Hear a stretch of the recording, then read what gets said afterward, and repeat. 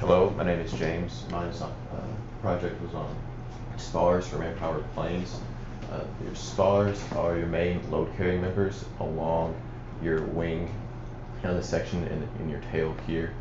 They carry all of the load experienced in the man-powered planes. Originally, whenever they first started producing man-powered planes, they were constructed mostly of balsa wood due to its light weight. As material advances, aluminum tubing took over because it's much stronger than balsa wood with a similar light weight. And now these planes are made mostly of carbon fiber. The question the case study posed was, is there another improvement that could be made from the carbon fiber planes? So due to the spars supporting most of the load longitudinally, they could be represented as a beam in simple bending. The case study neglected torsional loading, which in reality should not be, but in this one it was neglected. So we had a very simple material index, just using your Young's modulus over your density. But here you see your wood, balsa wood, which was originally used in your first generation, has a very low density and a relatively high Young's modulus. Strength is not very important, nor is safety in these man-powered planes. Their whole purpose is to break flight records. The carbon fiber would be just slightly higher density, but a much stronger, much higher Young's modulus. One that is not included on this graph is beryllium, as mentioned here. It does have a higher density than carbon fiber, but again has a higher Young's modulus and also a higher shape factor, so it would be able to be formed to more complex shapes. And it is my belief that beryllium could be substituted for carbon fiber in these man-powered planes. The higher shape factor could allow for more complex shapes, and the higher Young's modulus could allow for less material to be used to achieve the same strength. Okay, so my project was on designing ultra-efficient springs. Here on top, this image is a hollow rectangular spring, which effectively uses material in bending. And then on the bottom we have a hollow cylinder, which effectively uses material in torsion. So those are two examples of the springs that we'll be looking at. So the problem description, they want to design a spring with the highest energy stored per unit of mass, volume, or cost. And they want to use shaping and material choice to get an optimum design. This is another common spring design. This is a leaf spring. So it'd be used, you have some kind of a plank on top of this or something that would put force down on the ends, and then the energy would be stored when it flexed. So we want to get a material efficient spring. Want to make sure that it works under the certain design loads, none of which were given. And then we want to maximize stored energy per volume, mass, or cost, with material and section shape being our free variables. So we've got two things to look at. So we've got for our leaf spring for bending, we've got M1 laid out there, and Desmond had done some with springs, so this was derived in one of the chapter 6 problems. But this now has a shape factor involved with it as well. And then the material index for the torsional spring is on the bottom as well. And all they changed was the shape factors for torsion versus for bending. So then looking at a chart of different shapes that we could use, there are a number that are dependent on dimensions. And this is the portion that's in the material index that's dependent on shape. So you've got your phi squared over the phi bending. But if we look at this shape, has a material index of 4 for this shape part, and that's like the hollow rectangle that I showed at the beginning. And then if we look at the hollow cylinder, it's got a shape of 2 for torsion. So those are sort of higher end, and they're not dependent on the dimensions, whereas other ones are dependent on dimensions. So looking for the materials that have the maximum energy stored per unit mass, volume or cost, the answer is basically rubber. And then for springs, a lot of the time you have some kind of a deflection limitation. So if when I cut it down, so I was looking at just metals, which would have a higher stiffness, lower deflection.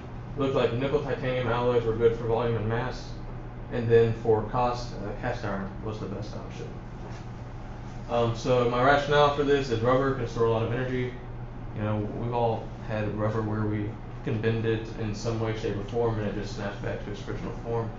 Our shoes can flex a decent amount. So concluding remarks, the material efficient springs depend on both shape and material, and you can maximize those to get what you want in your design.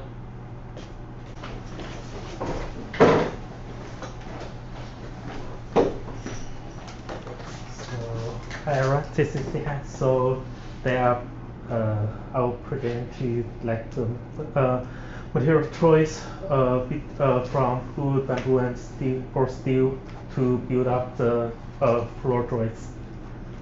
So yeah, so for our design problem, so we need to find a good material which is most cost efficient and as a floor joist, and so the constraints will be the length, the stiffness, and the strength. So we don't want our floors to be look like this or this, and our objective is upon satisfying these constraints, we want to minimize our cost. Typically, we use these aspect ratio 2:1 wooden beams or I-beams, or in some, especially Asian countries, they use bamboo to kind of work as the floor joists. And so because of the shape difference, so we have to take into the shape factor into account. So this is calculated and estimated shape factor of these. So we can see that the wood has because the wood and the bamboo has a kind of like a fixed dimensions. So these values are fixed. But for the I-beam, because of the variance of the shapes, so they have a big variance in these values.